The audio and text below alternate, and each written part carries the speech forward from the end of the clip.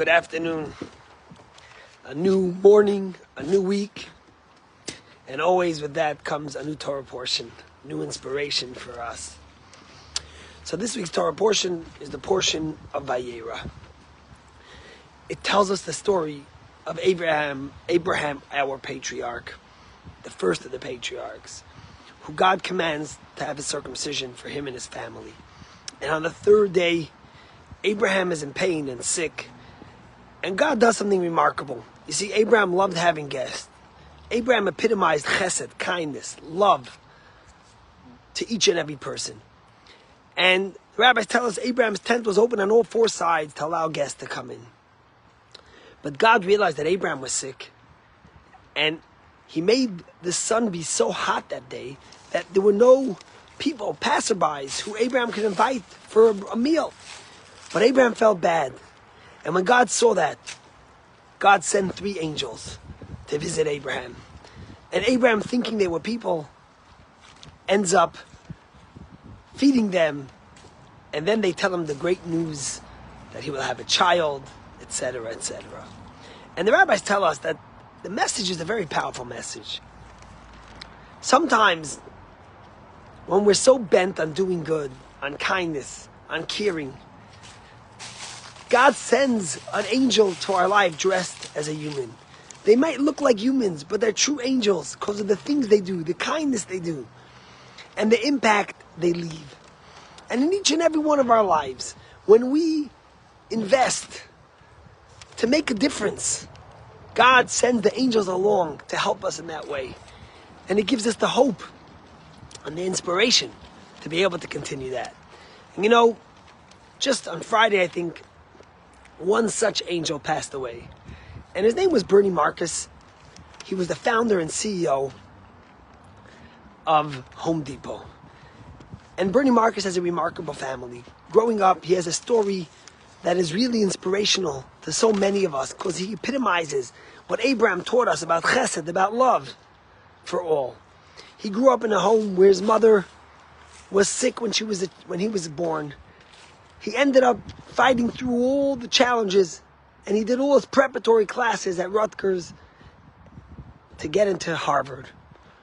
And he files to get into Harvard, and he gets a call from the dean at Harvard who tells him that he's accepted. But, what was the but? The but was that there was a quota for Jews to get into Harvard. And if he wanted to get in, although his grades, his SATs, whatever those scores were, then were definitely able to get him in, he would have to bribe certain people. And Bernie Marcus, first of all, didn't have the money, but even to get that money, he said, I will never do that. To have to bribe my way in, even though my academics deserve it, I won't do that. He was crushed. How could he go on? But he ended up getting a job at Handy Dan. And he worked there until 1978, when he was fired. And when he was fired, he decided to open a store called Home Depot. But who's going to give him a loan? He had this dream and this vision. But every place he went, no one wanted to give him a loan. No one cared enough to help him. He had one friend that he knew from Handing Down. His name was Rich Fleming. And he came to Rich Fleming and he pleaded with him, please, give me a loan. And he said, I'll help you. And he went to his bank. He was rejected once, twice, and 3 times, until finally he got the loan.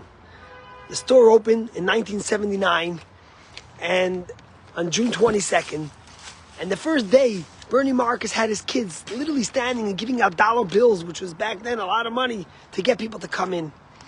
But of course, it really didn't help. And there was a lot of dollars left. He was crushed, he went home, but ultimately we all know the end of the story. But years later, when Rich Fleming was retiring, the master of ceremonies, the MC at the event, was Bernie Marcus. And the president of the bank got up and says, I want to tell you a story that Rich Fleming never told you. We rejected the loan and we absolutely were not planning to give you the loan.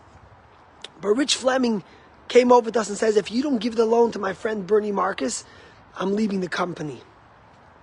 And we valued Rich Fleming so much in our company that we were ready to write it off as a loss. We never expected to get it back, just to keep Rich Fleming in our company.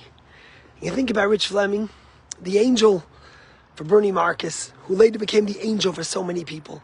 Bernie Marcus remarked later that imagine when he got rejected from Harvard, he thought his dream was over. But then he thinks, what would have happened if he would have gotten into Harvard? What would be to the Israel Institute of Democracy that he founded, to the brain and cancer research, to Home Depot, to all the good things that he did? And he realized that God has an angel and a plan for each and every one of us.